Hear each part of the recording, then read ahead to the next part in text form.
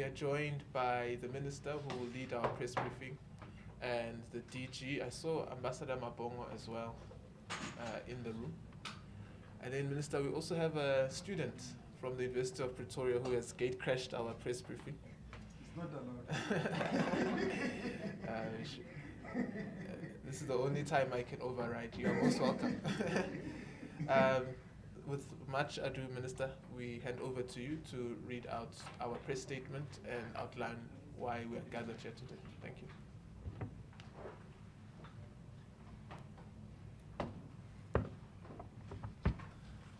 Thank you very much, Crispin. Ladies and gentlemen, members of the media. As South Africa commemorates the 30th anniversary of our Constitution, and in this month marks the 70th anniversary of the heroic 1956 Women's March, we celebrate far more than a historic legal milestone. We honor a living covenant that has for 3 decades anchored our democracy in the values of human dignity, equality, freedom, and justice. These principles have not only transformed our nation, but have also shaped South Africa's engagement with the African continent and the international community. These anniversaries invite us to reflect on the enduring vision that gave birth to our constitutional democracy and continues to guide our collective journey towards a more inclusive, just, and a prosperous society. These are the values that inform our approach to the international community. Our Constitution stands as both a symbol of South Africa's triumph over division and a testament to our unwavering commitment to human rights, constitutionalism, multilateralism, and international solidarity. As we celebrate this milestone, we reaffirm our responsibility to advance peace, development, and operations guided by the values that have defined our democracy for the past 30 years and continue to inspire hope for generations to come. Firstly, I will start with the 46th Ordinary SADC Summit of Heads of State and Government and associated activities that have already commenced up until the 18th of August. South Africa is honored to be the host of the 46th Ordinary SADC Summit of Heads of State and Government in Durban from the 3rd to the 17th of August 2026. The summit takes place at a significant moment for the region, with South Africa serving as its interim chair of SADC following developments after the 45th Ordinary Summit in Madagascar. The hosting of the summit will culminate in the formal assumption of SADC chairship by His Excellency President Cyril Ramaphosa for the 2026-2027 period. The summit is being held under the theme Resilient, Sustainable and Inclusive Industrialization through Infrastructure Development, Agricultural and Critical Minerals Transformation in Pursuit of a Just World. The formal summit program commenced on the 4th of August 2026 at the Inkosi Albert Lutuli International Convention Center, beginning with the technical and preparatory meetings which will feed into the Council of Ministers and ultimately the Summit of Heads of State and Government on the 17th of August 2026. The first engagements include the meeting of senior officials on the mechanisms for the rationalization of Council and Summit decisions, and the SADC Presidential Champions Initiative, which began yesterday and concludes today, 5 August 2026. These discussions aims to strengthen the effectiveness of SADC decision-making and enhance implementation of regional priorities through high-level political leadership and accountability. What happens between now and the summit? The summit processes unfolds through a structured sequence of technical, senior officials, ministerial and political meetings that progressively prepare decisions for adoption by heads of state and government. Standing Committee of Senior Officials, 6 to 7 August 2026. Senior officials from all member states will consider reports and recommendations from sectoral structures. Preparations of recommendations to be submitted to Ministers' Finance Committee meeting 8 August 2026. Consideration of SADC budget, resources mobilization and financial sustainable matters. Preparation and finalization of documents 9 to 11 August 2026. consolidation of reports and preparations of documents for consideration by ministers. These meetings are important because they focus on the following: improving the effectiveness and the quality of SADC Council and Summit decisions by ensuring decisions are implementable, measurable, and better monitored. Considering the proposed framework for SADC presidential champions, where heads of state and government will champion priority regional development areas, such as infrastructure, industrialization, agriculture, resource mobilization, mining, and social development. Advancing implementation of the Regional Indicative Strategic Development Plan, well known as the RISDP 2020 to 2030, which remains the region's primary development blueprint. The Council of Ministers meeting between 12 and 14 August 2026, that I will be chairing as South Africa's Minister of International Relations and Cooperation, in my capacity as the chairperson of the SADC Council of Ministers. Ministers will consider recommendations from the senior officials and adopt policy decisions for submissions to the summit. Key issues include industrialization, infrastructure, regional trade, food security, health, peace and security, regional financing, and institutional reforms. Other high-level events and meetings include the following: the SADC public lecture on the 14th of August 2026. President Cyril Ramaphosa will deliver the SADC public lecture on the 14th of August 2026 at the University of KwaZulu-Natal, Westville campus, under the theme, Translating Vision 2050 into Action, Pathways Towards Solidarity, Equality, Shared Prosperity. This lecture will provide a platform for dialogue on implementing SADC Vision 2050 and the future of regional integration. The Organ Troika meeting, 15 August 2026. Meetings of senior officials and the Ministerial Committee of the Organ on Politics, Defense and Security Cooperation. Consideration of regional peace and security matters. The Organ Troika Summit and arrival of heads of state and government will be on the 16th of August 2026. Meetings of the Organ Troika Summit, which is composed of Malawi, Tanzania, and Eswatini. Wreath-laying ceremony honoring eminent South African liberation heroes, arrival of heads of state and government. A state banquet hosted by President Cyril Ramaphosa. The 46th Ordinary SADC Summit of Heads of State and Government will be on the 17th of August 2026. Official opening of the summit, formal handover of the SADC chairship from Zimbabwe to South Africa. President Cyril Ramaphosa assumes the role of SADC chairship for 2026-2027. The heads of state and government deliberate on regional priorities and adopt the summit outcomes and the decisions. The heads of state and government are expected to consider 47 decisions submitted through the summit process. The final number of decisions may be amended based on the deliberations during the preparatory meetings. Main outcomes are expected from the summit process.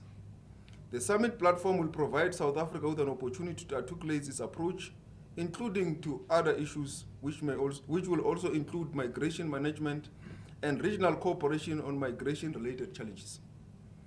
South Africa will underscore its commitment to managing migration in a lawful, orderly, human, and effective manner, consistent with the Constitution and the international obligations.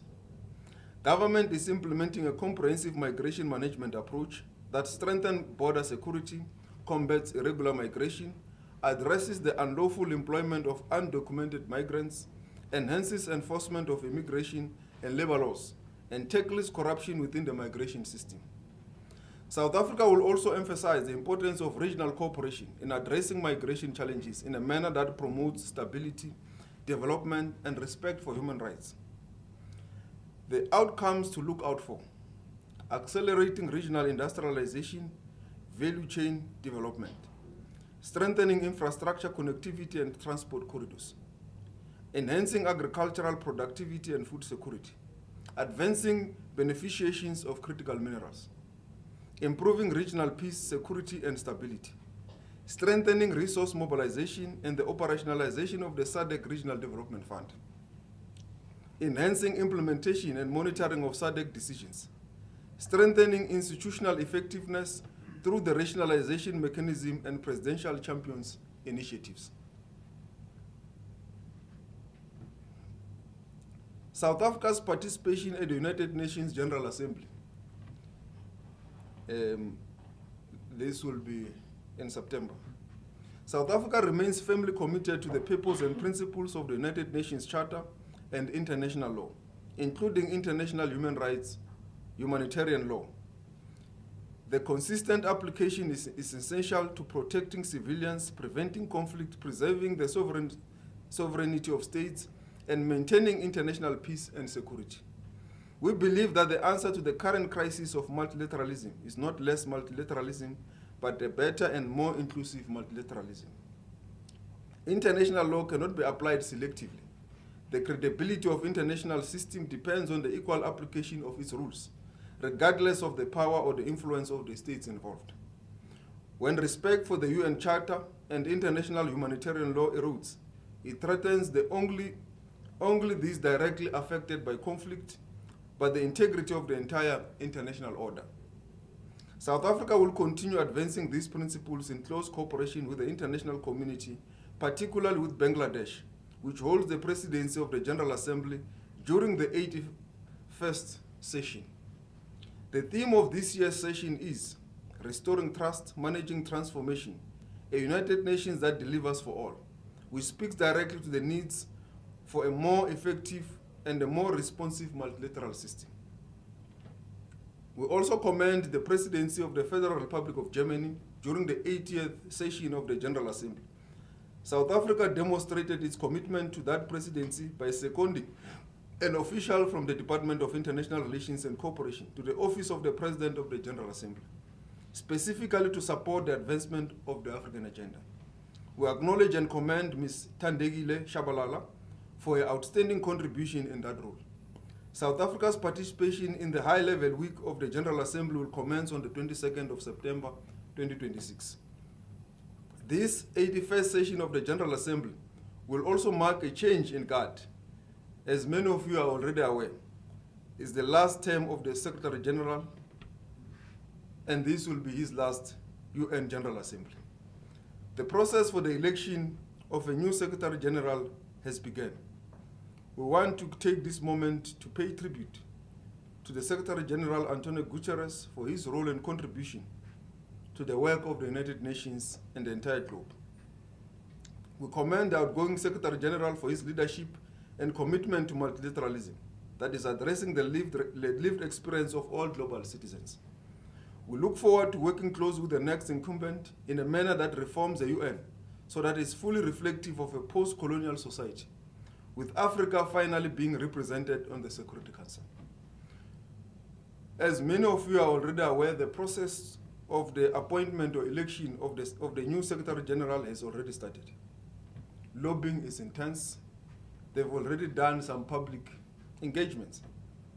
Therefore, we will also be receiving some of the candidates who have requested to see us to advance their candidature, to engage us, and to give us their vision. And for that, later this month, we will receive Rebecca Greenspan, who will engage with myself and also the President in her campaigning trail. The recent meeting of the African Union Executive Council, following a decision by the 49th Ordinary Session of the African Union Executive Council not to discuss migration at the upcoming AU midterm review meeting, South Africa reaffirms its support for the long-standing decision of the AU to convene a continent-wide conference on migration.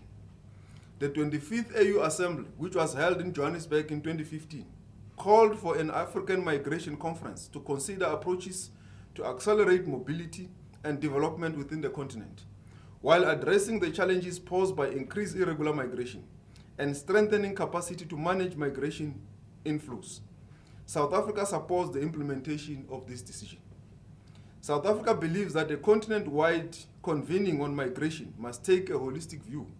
It must consider migration's relationship with peace and stability, economic development, regional integration, and democratic governance. It must also provide a space for member states to discuss the root causes of anti-migration sentiments and develop a collective continental approach to preventing violence, discrimination, xenophobia, and other forms of intolerance. The need for this dialogue has become increasingly urgent.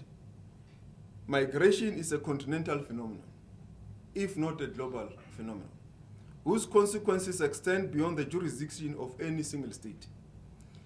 The agency is further underscored by the recent research indicating that almost 6 in 10 Africans aged between 18 and 25 have considered immigrating, primarily in search of better opportunities. At the same time, African migration remains largely intracontinental, with most African international migrants moving to another country in the continent.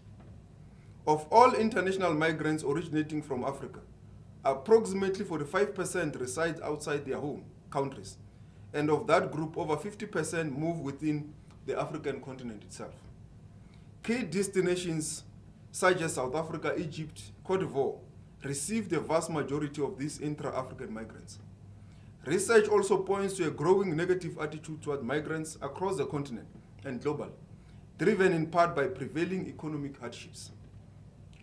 The recent report by the UN Refugee Agency that at least 144 people have been reported dead or missing off the coast of Mauritania in an effort to reach Europe, and the recent mass migrants that entered the small city of Ceuta in Spain points to an Africa-wide challenge than just a South African challenge. So just discussing South Africa when dealing with migration in the continent will not resolve the problem. It's a problem that must be engaged comprehensively with all its facets. Report back on matters assigned to South Africa by the African Union. We appraise the AU member states on several tasks assigned to the Republic of South Africa by the summit and its attendant structures. We serve as the chair of the Committee of 5 on South Sudan and as the chair of the Ministerial Follow-up Committee on the implementation of Agenda 2063. During our chairship, we have noted a growing continental commitment to strengthening accountability, accelerating implementation, and mobilizing sustainable financing for Africa's transformation agenda, while acknowledging the challenges that remain. Our chairship has considered and recommended a feasibility study for the establishment of the AU Agenda 2063 Development Fund. The proposed fund must complement existing African financing institutions, avoid duplication of mandates, and establish clear governance and accountability structures. With regards to the upcoming elections in South Sudan, as the chair of the C5, we encourage the international community to assist South Sudan to reach the important milestone of having an election which is inclusive and realistically meets the requirements of the revitalized peace agreements. Only a credible and inclusive election can bring long-lasting peace, security, and prosperity for the people of South Sudan. On peace and security matters, South Africa welcomed the decision to convene an extraordinary summit of the African Union on the strengthening of mechanism for conflict prevention and resolution in Africa from 29 to 30 August in Luanda in Angola. This will allow the continent to give practical expressions to the principle of African solutions for African problems. The conflict in Sudan has become more than just a humanitarian catastrophe. It is one of the biggest moral failures in our lifetime. South Africa will use this platform as a critical opportunity to mobilize the continent towards a structured intervention. We also welcome the decision of the Executive Council to raise the issue of the exclusion of South Africa from the 2026 G20 that is under the leadership of the United States of America. This firm position to raise this matter will advocate for inclusivity and will ensure that South Africa, as a founding member, its exclusion is discussed in the table of the G20. That the G20 must be defined, what is it when it does not have one of its founding members, which is South Africa. We therefore welcome this position of the African Union. South Africa, the 18th BRICS Summit. South Africa will participate in the 18th BRICS Summit, which will be held in New Delhi in India under the theme, Building for Resilience, Innovation, Cooperation, and Security. The 2026 summit is expected to focus on maintaining unity within an expanded and a more diverse membership, while advancing cooperation on global governance reforms, economic development, and the interest of the Global South. The summit will focus on strengthening BRICS cooperation through the people-centered development agenda, expanding trade and investment, enhancing financial and institutional cooperation, and promoting reforms of the United Nations and the international financial institutions. Discussions will take into consideration the ongoing geopolitical tensions, including the conflicts in the Middle East and Ukraine, and the broader major power competition, with members seeking to emphasize multipolarity, strategic autonomy, and consensus-based diplomacy while managing areas of divergence that could undermine BRICS cohesion. At the summit, South Africa will advance economic diplomacy objectives through the BRICS Business Forum, which is scheduled to take place on the 11th of September 2026. The forum will engage on issues such as trade and supply chain, agriculture, women-led development, the digital economy, and innovation. The South African chapter of the BRICS Business Council will actively participate in the Business Forum. South Africa continues to call for the urgent cessation of conflicts in Russia and Ukraine, as well as in Iran, to prevent further loss of life and the destruction of infrastructure. Every effort must be made to de-escalate and end these conflicts. South Africa remains firmly committed to the need for a peaceful and a negotiated resolution within a rules-based system centered on international law, including respect for human rights and the principles of the UN Charter. The sovereignty and the territorial integrity of all states remains inviolable.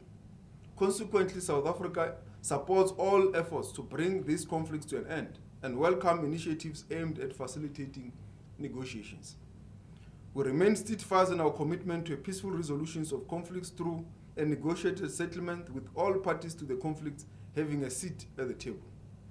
An update on High Commissioner to India, High Commissioner Shukla. We confirm that High Commissioner Anik Shukla has been recalled to the headquarters for further consultations. We have also submitted the recommendations to Parliament and to the Presidency to consider a new framework for protocol and diplomatic support to former presidents and former deputy presidents during international travel. As part of this framework, the Presidency and DIRCO jointly established a mandatory disclosure mechanism requiring former presidents and deputy presidents seeking protocol and diplomatic support to provide full details of the purpose of travel, programs, activities, sources of funding, principal hosts, key engagements, and the capacity in which they will be traveling, to enable an informed assessment of the appropriate level of support required and any associated reputational, political, and diplomatic or security risks that may be involved. This will help us avoid a situation where former presidents portray themselves as also representing South Africa's foreign policy, particularly when they have not been mandated by the sitting head of state. Thank you very much. Thank you very much, Minister. I'm sure we can agree that was a very comprehensive outline. So when you don't see the Minister, that's what happens. When he does come, he's got a lot to offload. So we can take questions, and we've also got questions on the WhatsApp line. We'll take that in the next round, but we'll start with those in the room. Ms. Sophie, Tando, and Shazli. Thank you so much. Minister, on your meeting with the Ambassador of the United States of America, you just indicated that the meeting of the Council of Ministers in Addis has agreed that during the G20 meeting in November in America, the AU must raise objection to exclusion of South Africa. Did you raise this issue also with the Ambassador of the United States of America? And if so, what was his response? And also, with the new sheriff in town in the United Kingdom, have you as government reached out to the new Prime Minister of the United Kingdom, because they will be hosting the G20 next year? And lastly, on the UNSG position, you spoke about a pending visit by one of the candidates. But what is South Africa's position in terms of principle as it relates to who South Africa would want to see leading this world body, looking at different issues such as gender, geographic location, or regional inclusivity. Thank you so much. Okay. Morning, Minister. My name is Tando Mayeko from Business Day. South Africa currently has a number of long-standing ambassadorial vacancies, including in Norway and London. Can you confirm when these vacancies will be filled, and will the new appointments draw on nominees from across all GNU parties, not just the ANC? Thanks. Good morning, it's Nkosinathi Shazi from Power FM News. Just two questions, Minister. The BRICS bloc, there's been a lot of political criticism of the BRICS bloc, and this is in particular because of its supposed lack of political backing for Iran. Now, in the first BRICS foreign ministers meeting, there was not a general consensus that was made. There was no joint communication on where the bloc stands with regards to the conflict in Iran. As we head into the BRICS bloc next month, what is the current status of the bloc and where they stand with regards to the war in the Middle East? Are there some countries for or against it? Secondly, on BRICS, can you confirm the president's attendance for the BRICS bloc in India? And then my last question is on the United Nations General Secretary candidates. Now, of course, Rebecca is the favorite. With her coming to visit the president and you, is this South Africa's endorsement of her to be the next General Secretary? Thank you very much.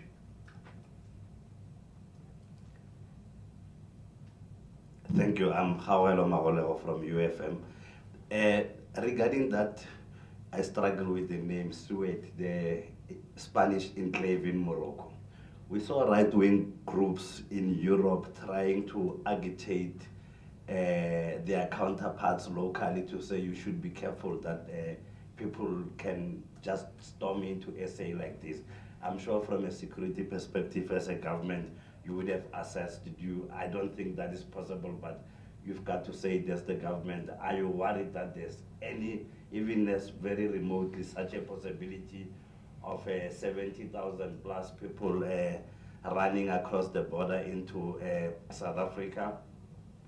And then still on right-wing groups, certain countries within the continent are reporting mass rejection of visa applications of their citizens in retaliation by Britain, the US, to the agenda of the demand for reparations for colonization and the transatlantic slave trade. I know that South Africa is part of the AU, you are part of that. Are you not worried that you could, by participating in this agenda, antagonize the US Trump administration further, especially when it's already treating South Africa as a rogue state? The demand for reparations that is being championed by Ghana for slavery and colonialism, are you not concerned that you could be provoking Trump further by participating in it? And while on edit, just clarify, how is South Africa participating? What is our contribution to it?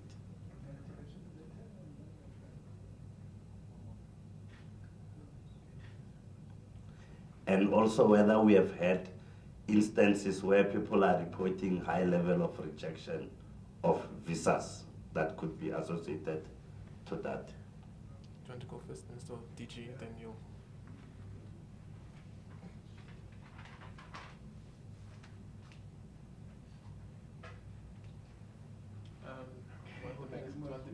Yeah, hold on a second. They want to see you.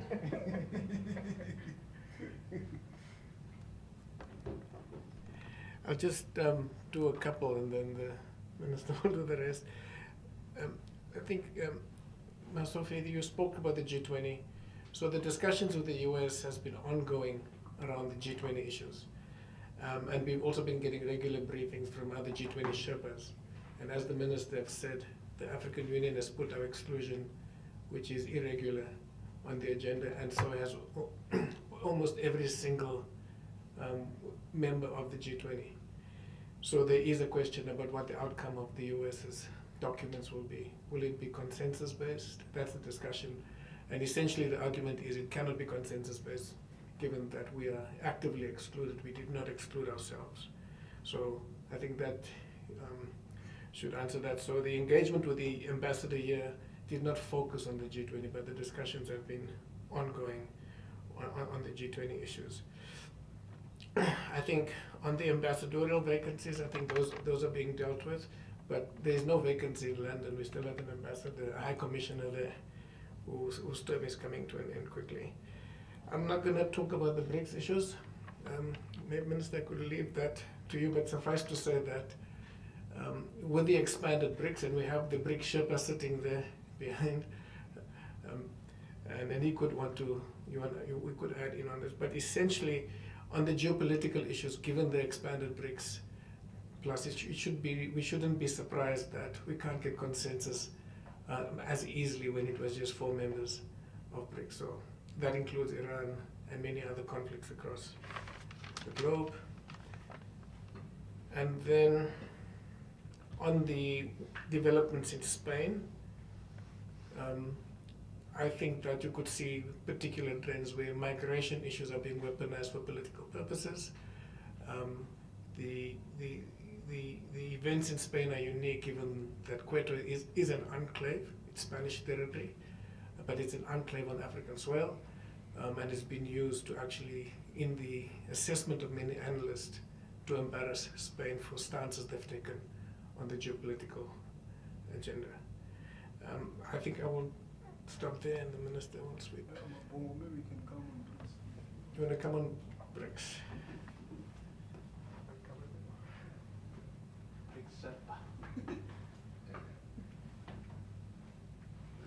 Thank you very much, Minister, and greetings to all colleagues. On the BRICS, I will not add much except to say and reiterate what Minister Lamola had said after the last meeting of the foreign ministers of BRICS.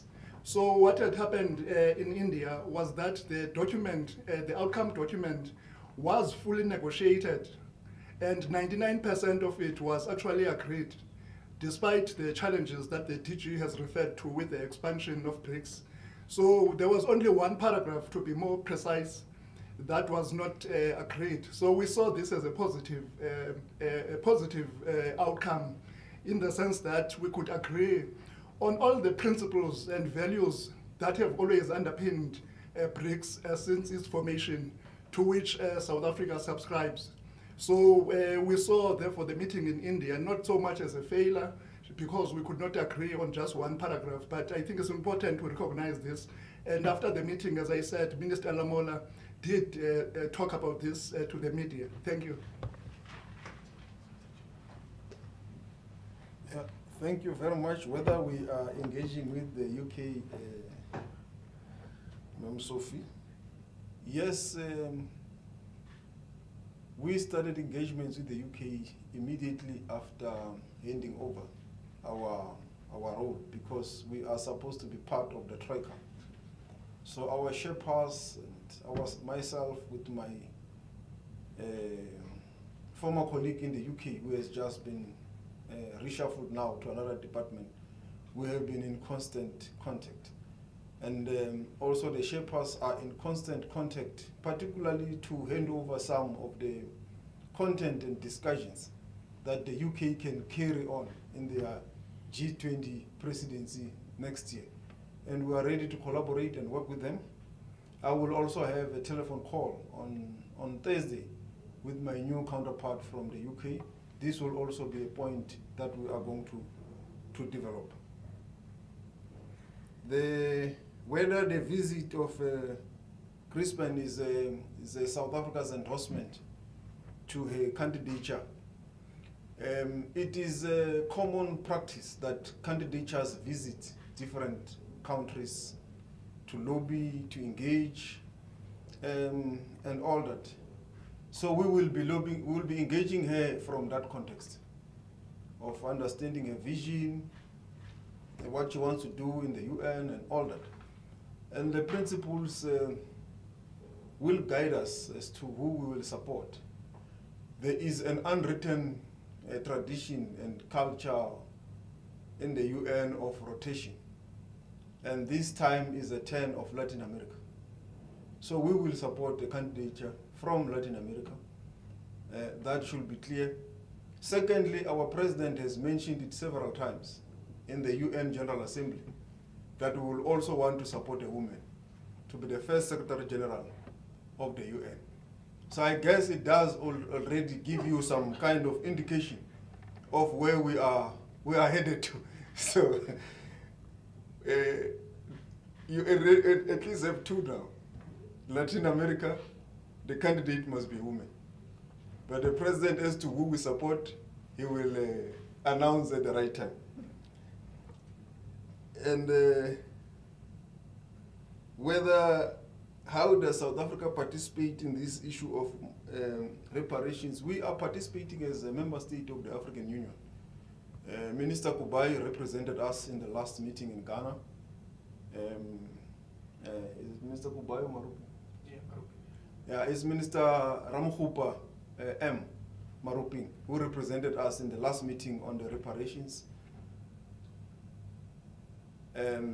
But it's justice that is more in the forefront to represent us on this aspect, on this issue. And we are participating there. We are part of the African Union, and we support the resolution of the UN in this regard. And we do not think that this resolution should be used to punish anyone, any African, anywhere in the world for visa or for any reason. Because this resolution is for justice, is for reparations, it's a collective resolution of the African Union and also of the United Nations, of the UN. So it's now international law because it's a resolution of the UN. So you cannot select a particular country or a continent to punish. Everyone, Africans, they cannot be unjustly excluded for any visa or for any program in the world because they are from Africa. I think those are the three that were not answered. Thank you. Okay, I have questions on the online platform. Good day, Minister. This is from Peter Fabricus from the Daily Maverick. Good day, Minister. While the recent AU Executive Council rejected Ghana's application to discuss South Africa's xenophobia at the midterm meeting, will South Africa's xenophobia still be discussed at the next ordinary AU summit in February, as the AU Commission chairperson seems to support? Then we have a question from Dennis Dalport from Network 24. Minister Lamola, Anil Suklal is adamant that Durko was aware of the visit of former President Zuma and instructed him to prepare the visit. Is this indeed the case? And a follow-up question on that matter as well from Mr. Fabricus is High Commissioner Suklal being disciplined, and if so, what did he do wrong? Especially as your statement that you are changing the protocol for traveling for former heads of state seems to imply that High Commissioner Suklal complied with the protocols as they now exist. And Tituji Dango, which country weaponized the Quetta situation to embarrass Spain? I think that one we can say Peter DG Dango said this was the view of several analysts, so I think that's dealt with. Last question, Minister, I don't know who this is from, it's from Gauteng Network, from Cindy Sotlabati. Says, Minister, Nigeria is both South Africa's biggest economic competitor and its most important partner on the continent. Ahead of Nigeria's 2027 elections, what is a specific outcome that South Africa is hoping for? And how will this outcome impact South Africa's trade, security, and leadership position within Africa and the AU? Interesting question. Turkmen? Minister, Turkmen is representing Turkish Minister. Minister, South Africa hosted 2022 Pretoria peace talk that helped end conflict in northern Ethiopia. After I remember DG Dango played important role. After the fighting over the weekend, what does DIRCO see as the main reason for the renewed violence?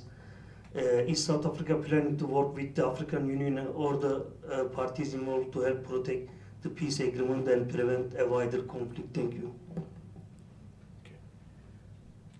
Are there any other questions in the room? Okay. DG, do you want to come back or?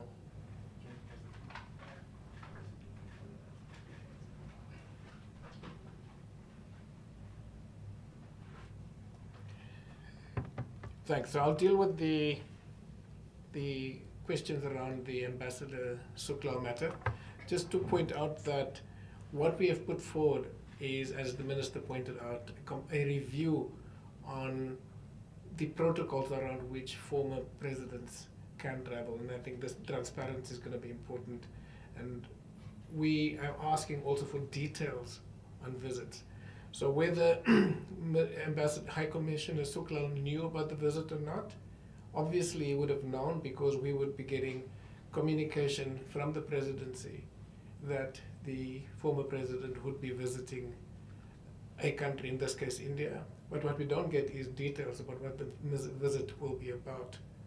And that's all the High Commissioner will also have known, is that there is a meeting, and then he was subsequently invited to the same meeting. And that's the subject of our discussions that we will be having with him. So it's not about whether we knew or not. We always get a letter, and the letter is standard that indicates that we must provide protocol to any of the presidents that do travel. But what we do ask for now is increased guidance and increased transparency about what these visits would be, to safeguard not only DIRCO, but to safeguard the country's national interests and reputation. Then on the Pretoria Minute, I think we've seen large numbers of people fleeing the Tigray region into Sudan, of all areas.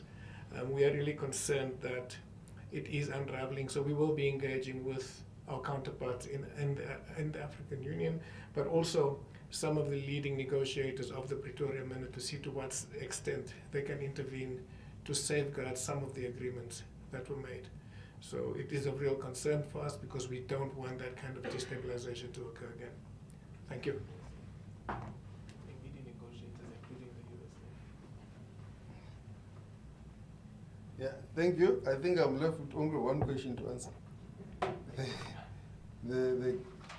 Nigeria and Ghana. I think this is from Peter, on whether the AU will discuss at its next summit the issue of South Africa's xenophobia. As I've said, Ghana attempted to introduce the matter, and the AU Executive Council did not agree that it was relevant for the midterm in October.